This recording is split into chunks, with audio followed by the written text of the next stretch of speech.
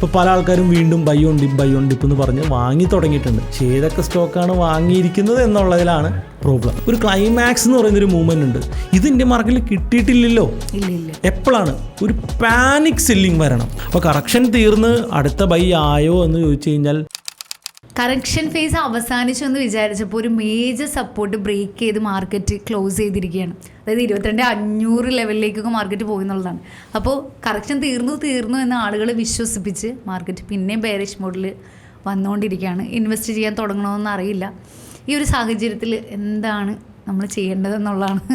നമ്മൾ നിഫ്റ്റിയിലോട്ട് നോക്കുമ്പോൾ നമുക്കറിയാം കറക്ഷൻ വളരെ നല്ലതാണ്. മാർക്കറ്റ് ഇത്തരത്തിലുള്ള കറക്ഷൻസ് നടത്തിയാൽ മാത്രമാണ് നമുക്ക് ബൈയിങ് ഓപ്പർച്യൂണിറ്റീസ് മാർക്കറ്റിൽ ഉണ്ടാകുള്ളൂ. പക്ഷേ ഈ കറക്ഷനിൽ എല്ലാവരും ഇത്രയും സംസാരിക്കാനുള്ള പ്രധാനപ്പെട്ട റീസൺ നിഫ്റ്റി നമ്മുടെ മേജർ ഇൻഡെക്സ് ഒരു 15% കറക്റ്റ് ചെയ്തിട്ടുള്ളൂ എങ്കിൽ സ്മോൾ ക്യാപ്പിലും മിഡ് ക്യാപ്പിലുമുള്ള പല സ്റ്റോക്കുകളുടെയും വാല്യൂ ഇറോഷൻ എന്ന് പറയുന്നത് ഒരു രക്ഷയില്ലാത്തതാണ്. 50%, 70% പല സ്റ്റോക്കുകളും കറക്റ്റ് ചെയ്തതുകൊണ്ടാണ് റീറ്റെയിലേഴ്സിൻ്റെ ഇടയിൽ ഇതിന് ഇത്രയും വലിയൊരു ടോക്കിലോട്ട് പോകുന്നു. പിന്നെ കണ്ടിന്യൂസ്ലി കുറേ നാൾക്ക് ശേഷം സെപ്റ്റംബർ മുതൽ അടുപ്പിച്ചൊരു 5-6 മാസമായിട്ട് മാർക്കറ്റ് ഒരു ഡൗൺ ട്രെൻഡ്, ചെറുതാണെങ്കിലും ഉള്ള ഡൗൺ ട്രെൻഡ് കണ്ടിന്യൂസ് ആയിട്ട് വരുന്നു എന്നുള്ളതാണ്. അതായത് പെട്ടെന്ന് താഴത്തോട്ട് വരും, ഒരു 2, 3, 4 ദിവസം അവിടെ പിടിച്ച് നിൽക്കും, ചെറിയൊരു ബൗൺസ് കാണിക്കുന്നു, വീണ്ടും താഴത്തോട്ട് പോകും. ഇതിങ്ങനെ ഈ ഒരു പാറ്റേൺ ഇങ്ങനെ കണ്ടിന്യൂസ്ലി വന്നുകൊണ്ടിരിക്കുകയാണ്. ഇതിൻ്റെ റീസൺസ് നോക്കുകയാണെങ്കിൽ നമുക്ക് ഒത്തിരി റീസൺസ് ഉണ്ട്. ഇപ്പോൾ നമ്മൾ പറയുകയാണെങ്കിൽ ഡോളർ ഇൻഡെക്സ്, നമ്മുടെ US ഇൻഫ്ലേഷൻ ഒരു പ്രധാനപ്പെട്ട റീസണാണ്. കാരണം ഇവിടെ ഇൻവെസ്റ്റ് ചെയ്യുന്നതിന് പകരം US തന്നെ ഇൻവെസ്റ്റ് ചെയ്ത് കഴിഞ്ഞാൽ വളരെ മികച്ച റിട്ടേൺസ് FISന് ലഭിക്കുന്നു എന്നുള്ളതാണ്. ഇന്ത്യയിലെ FIS അതുകൊണ്ട് തന്നെ വലിയ രീതിയിൽ സെൽ ഓഫ് ചെയ്യുന്നു. നമ്മുടെ ഹൈ വാല്യുവേഷൻ ഒരു പ്രോബ്ലമാണ്. നമ്മുടെ Q3 റിസൾട്ടുകൾ അത്ര അടിപൊളിയായിരുന്നില്ല, Q2 റിസൾട്ട് അടിപൊളിയായിരുന്നില്ല. ഇനി Q4 വരാനായിട്ട് നിൽക്കുകയാണ്. ഇനി അതുപോലെ തന്നെ വളരെ ഇമ്പോർട്ടൻ്റ് ആയിട്ടുള്ള മറ്റൊരു കാര്യം, മറ്റ് രാജ്യങ്ങളിലെ വാല്യുവേഷൻ നമ്മളെക്കാൾ അട്രാക്റ്റീവാണ്. ഞാൻ കേട്ടിരുന്നു സെൽ ഇന്ത്യ ബൈ ചൈന എന്നുള്ള കൺസെപ്റ്റാണ് അത് സെപ്റ്റംബറിലൊക്കെ ഉണ്ടായിരുന്നു. അതൊരിടയ്ക്ക് സ്റ്റോപ്പ് ആയതാണ്. വീണ്ടും അതേ സീക്വൻസിലോട്ട് മാർക്കറ്റ് വീണ്ടും പോവുകയാണ്. ചൈനീസ് കൂടുതൽ അട്രാക്റ്റീവ് ആവുകയാണ് എന്നുള്ളത് നിങ്ങൾക്കറിയാം. 2007-2008 കാലഘട്ടങ്ങളിലെ ഹൈ ചൈനീസ് മാർക്കറ്റ് അവിടെ നിന്ന് റിജക്റ്റ് ചെയ്ത് താഴത്തോട്ട് വന്നതിന് ശേഷം ഇതുവരെയും അത് ബ്രേക്ക് ചെയ്യാനായിട്ട് പലപ്പോഴും ഹാൻഡ് ഷൈ മാർക്കറ്റിനും സാധിച്ചിട്ടില്ല. ആഫ്റ്റർ ദാറ്റ് വർഷങ്ങൾക്ക് ശേഷമാണ് ചൈനീസ് മാർക്കറ്റ് ആ ലെവലിലോട്ട് തിരിച്ചു വന്നിരിക്കുന്നത്. ഒന്ന് ആലോചിച്ച് നോക്കൂ, എത്ര വർഷമായി, ഒരു 15 നിയർലി 20 വർഷമായിട്ട് ഓൾ ടൈം ഹൈ ബ്രേക്ക് ചെയ്യാത്തൊരു മാർക്കറ്റാണ് ചൈനീസ് മാർക്കറ്റ്. അത്രയും ലോ വാല്യുവേഷനിൽ നിൽക്കുകയായിരുന്നു. അപ്പോൾ ആ മാർക്കറ്റിലെ ഗവൺമെൻറ് എന്ത് ചെയ്തു, ബിസിനസ്സുകളെ വിളിച്ച് സംസാരിച്ചു, നമുക്ക് ഗ്രോ ചെയ്യാൻ സാധിക്കും എന്നതിനെക്കുറിച്ചൊക്കെ പറഞ്ഞു കഴിഞ്ഞപ്പോൾ FISന് ഉൾപ്പെടെയുള്ള ഫോറിൻ ഇൻസ്റ്റിറ്റ്യൂഷൻസിന് ചൈന എന്ന് പറയുന്ന രാജ്യത്തോട് കൂടുതൽ അട്രാക്ഷൻ വരികയും ഒരു പക്ഷേ ഇന്ത്യയിൽ നിന്ന് കൂടുതൽ മണി ചൈനയിലോട്ട് പമ്പാവാൻ സാധ്യതയുണ്ട്. പക്ഷേ ഇതൊക്കെ ഒരു ഷോർട്ട് ടൈം ട്രെൻഡ് മാത്രമായിരിക്കും. എപ്പോഴും ഇതിങ്ങനെയാണെന്നൊന്നും പറയുന്നില്ല.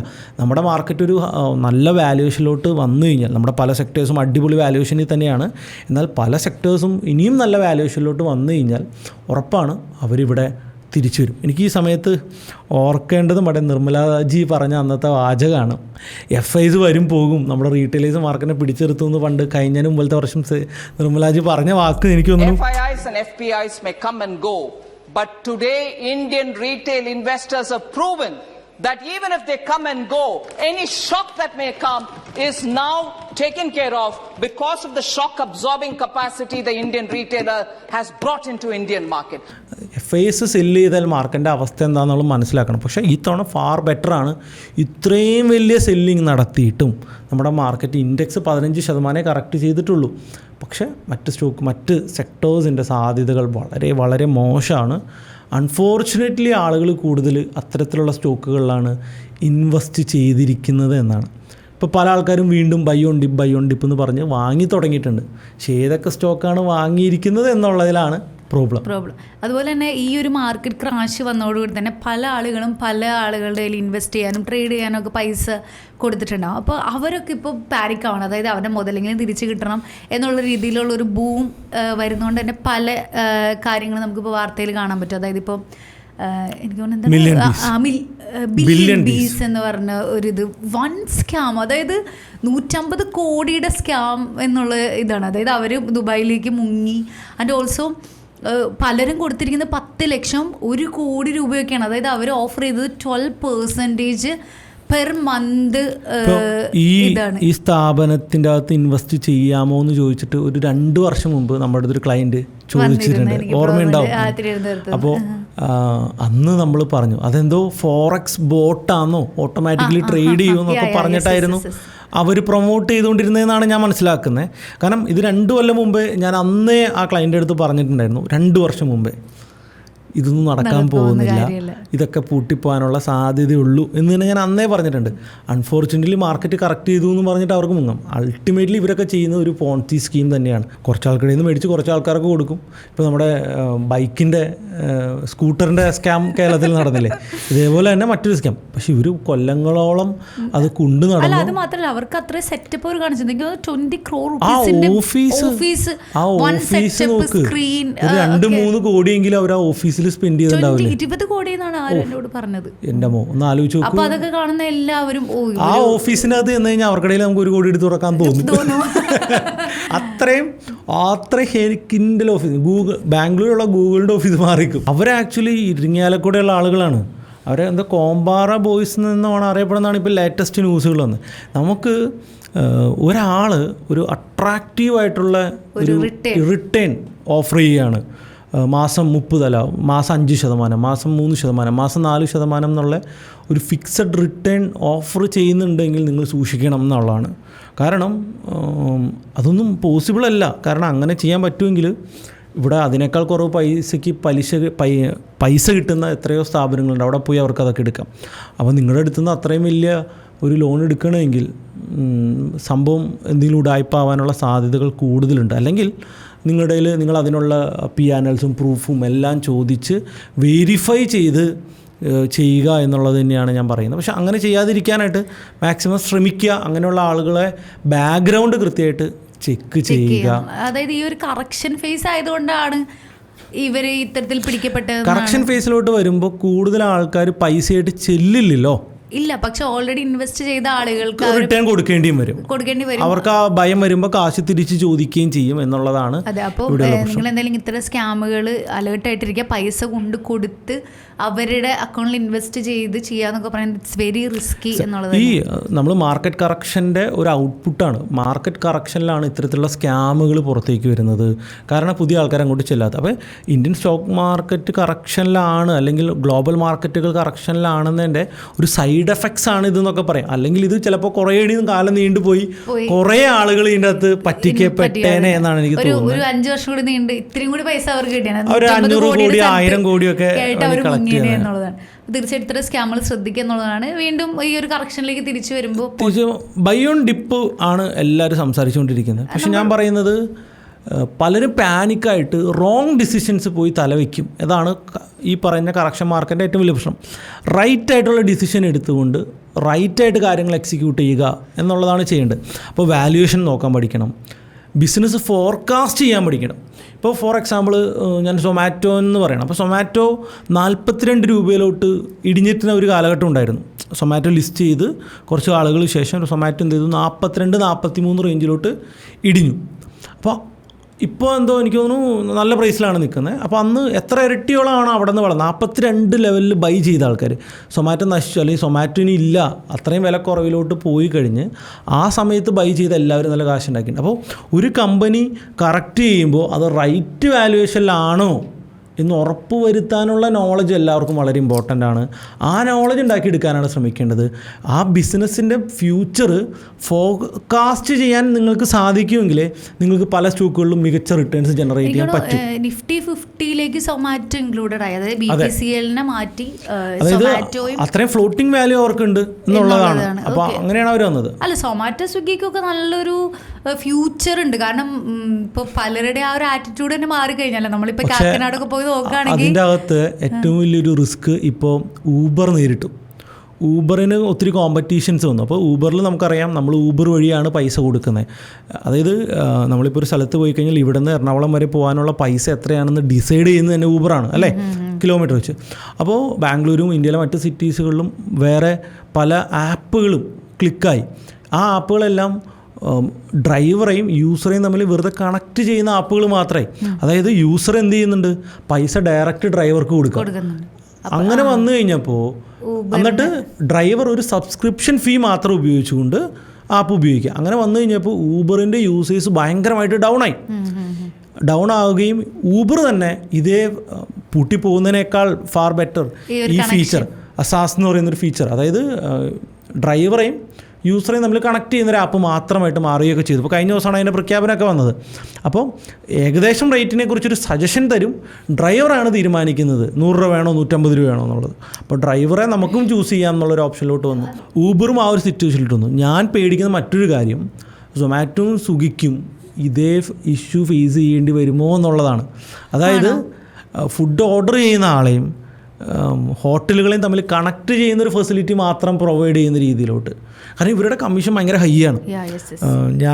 എനിക്ക് ആദ്യം ഒരു ബിരിയാണി ഷോപ്പ് ഉണ്ടായിരുന്നു ഈ എയർപോർട്ടിൻ്റെ അടുത്ത്. അപ്പോൾ അത് ഈ സ്വിഗ്ഗിയൊക്കെ വന്ന സമയത്ത് നമ്മൾ സ്വിഗ്ഗിയിൽ ലിസ്റ്റ് ചെയ്യാൻ നോക്കുമ്പോൾ 30% സ്വിഗ്ഗിക്കൊക്കെ കൊടുക്കുന്ന പല സമയത്തുള്ള കമ്മീഷൻസ്. അപ്പോൾ അതൊന്നും കൊടുത്തുകൊണ്ട് ഹോട്ടലുകാർക്ക് പലപ്പോഴും പിടിച്ച് നിൽക്കാൻ പറ്റില്ല.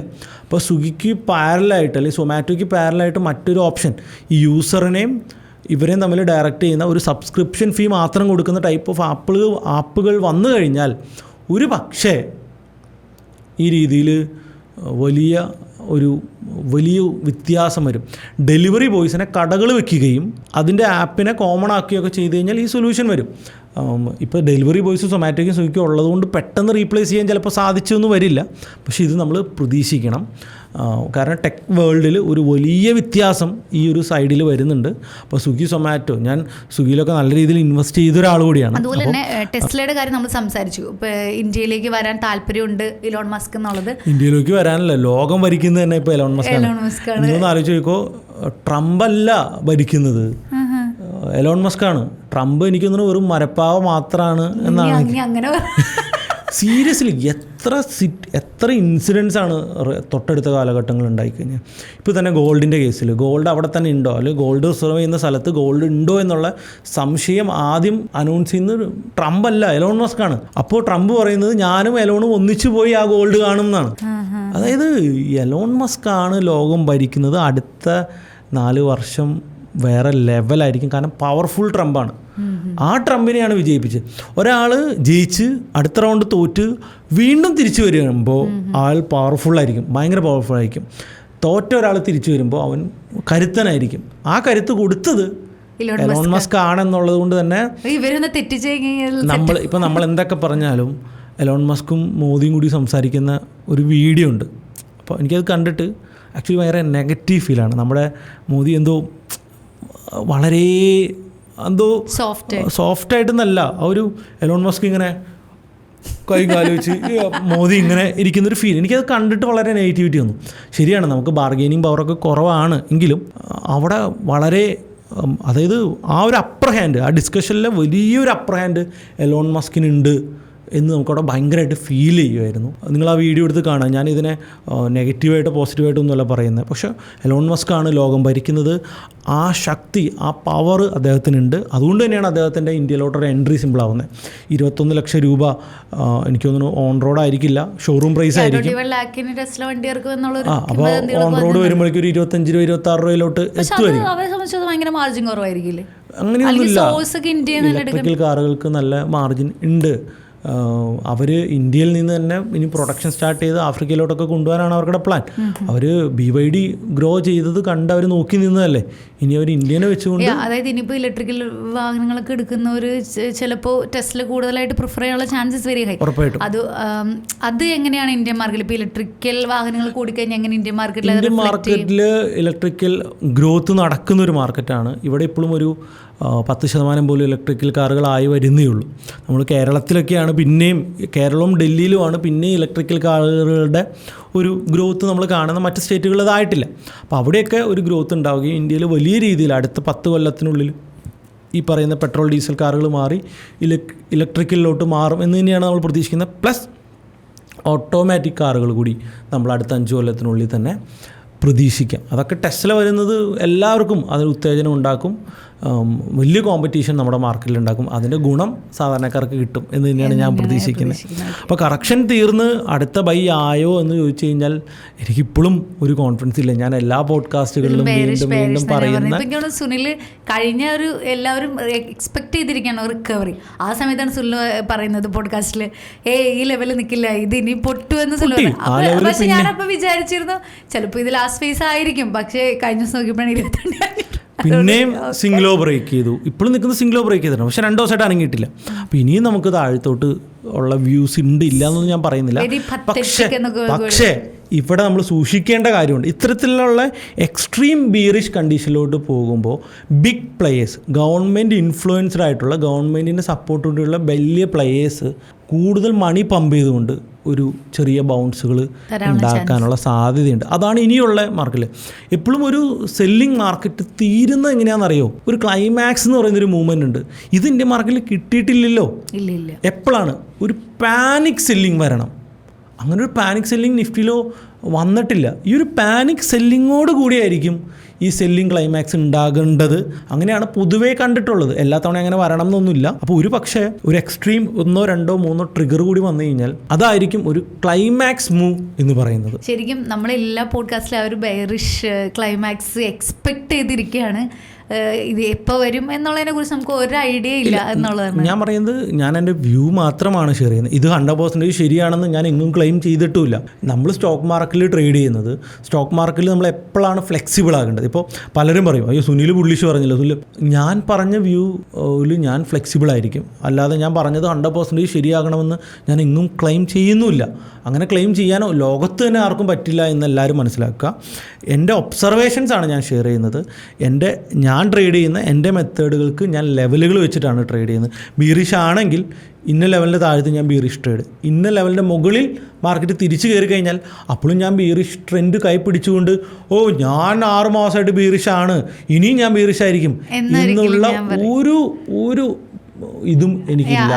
ഡിസിഷൻസ് പെട്ടെന്ന് ചേഞ്ച് ചെയ്യുന്നവരാണ്. പറഞ്ഞ വാക്കിന് വില ഉണ്ടാവണം എന്നുള്ള കമൻറ്റുകൾ ഞാൻ കണ്ടിട്ടുണ്ട് പല ആൾക്കാരും. അപ്പോൾ പറഞ്ഞ വാക്കിന് വില ഉണ്ടാക്കിക്കൊണ്ട് മാർക്കറ്റിനോട് വാശി പിടിച്ചാൽ സ്റ്റോക്ക് മാർക്കറ്റിൽ ആരും വിജയിക്കുമെന്ന് നിങ്ങൾ വിചാരിക്കേണ്ട. ഞാൻ എൻ്റെ പറഞ്ഞ വാക്ക്, നിങ്ങൾ ജീവിതത്തിൽ പറഞ്ഞ വാക്കുകൾ നിങ്ങൾക്ക് വില കൊടുക്കൂ, നിങ്ങൾ ജീവിതത്തിൽ അത് വിജയിക്കും. പക്ഷേ സ്റ്റോക്ക് മാർക്കറ്റിൽ നിങ്ങൾ സംസാരിക്കുന്നത് ലെവലുകൾ വെച്ചിട്ടായിരിക്കണം. നമ്മുടെ വ്യൂ തെറ്റിപ്പോയി കഴിഞ്ഞാൽ എത്രയും പെട്ടെന്ന് ആ തെറ്റിനെ അക്സെപ്റ്റ് ചെയ്തുകൊണ്ട് പുതിയ ഒബ്സർവേഷൻസ് വെച്ച് മാർക്കറ്റിൽ ട്രേഡ് ചെയ്യാൻ സാധിക്കുന്നില്ല. ഇല്ല ഞാൻ എൻ്റെ വാക്ക് എന്ന് പറഞ്ഞുകൊണ്ടിരിക്കുകയാണ് എങ്കിൽ അവരൊന്നും സ്റ്റോക്ക് മാർക്കറ്റിൽ വിജയിക്കാനൊന്നും പോകുന്നില്ല. അല്ല ഞാൻ പറഞ്ഞ നമ്മുടെ ആൾക്കാർക്ക് അങ്ങനെ ഒരു ചിന്താഗതിയില്ലേ. ഇപ്പോൾ നമ്മുടെ കോഴിക്കോട് മലബാർ ട്രേഡേഴ്സ് സബ്മിറ്റ് കടന്നു, നല്ല വലിയ ആളുകളുണ്ടായിരുന്നു. അപ്പോൾ ആ സമയത്ത് ഇതേ ടോപ്പിക്കിനെ കുറിച്ചിട്ടാണ് നമ്മളൊരു പാനൽ ഡിസ്കഷൻ ഉണ്ടായിരുന്നു. ഷിജുമോനും അതുപോലെ തന്നെ സാക്കിയതും ഉണ്ടായിരുന്നു. അപ്പോൾ ഇതിൻ്റെ അകത്ത് ഞാൻ ഷിജു സാറിൻ്റെ അടുത്ത് ചോദിച്ചൊരു ക്വസ്റ്റ്യൻ ഉണ്ടായിരുന്നു, ഒരു ട്രേഡറിന് വേണ്ട പ്രധാനപ്പെട്ട ഗുണങ്ങൾ. അപ്പോൾ അദ്ദേഹം പറഞ്ഞൊരു കാര്യം, നമ്മൾ റിയൽ വേൾഡിൽ ഉണ്ടാവേണ്ട ചില കാര്യങ്ങൾ ഉണ്ടാവരുത്. ഞാൻ മലയാളിയാടാ എന്നുള്ള അഹങ്കാരം ഉണ്ടല്ലോ, ഞാൻ ആണാടാ എന്നുള്ള അഹങ്കാരം. അപ്പോൾ ഇങ്ങനെ അഹങ്കാരം വെച്ച് ഒരാൾക്ക് ഒരിക്കലും സ്റ്റോക്ക് മാർക്കറ്റിൽ വിജയിക്കാൻ പറ്റില്ല. നമുക്ക് ഫ്ലെക്സിബിൾ ആയിരിക്കണം. ഞാനെടുത്ത തീരുമാനം അവസാനം വരെ ഞാൻ ഫോളോ ചെയ്യും. അല്ല, നമ്മുടെ വ്യൂ തെറ്റിപ്പോയി കഴിഞ്ഞാൽ അതനുസരിച്ച് ഫ്ലെക്സിബിൾ ആവാനായിട്ട് പറ്റണം. അങ്ങനെയുള്ളവരെ സ്റ്റോക്ക് മാർക്കറ്റിൽ വിജയിക്കൂ എന്ന് മനസ്സിലാക്കുകയും വേണം. ഓക്കെ, അപ്പോൾ എന്തായാലും ഈ ഒരു കറക്ഷന് പെട്ടെന്നൊരു ക്ലൈമാക്സ് ഉണ്ടാവട്ടെ എന്ന് നമുക്ക് വിചാരിക്കാം. കൂടുതൽ അപ്ഡേറ്റ്സ് ആയിട്ട് നമുക്ക് വീണ്ടും ഒരു പോഡ്കാസ്റ്റിൽ കാണുന്നവരേക്കും ഗുഡ് ബൈ.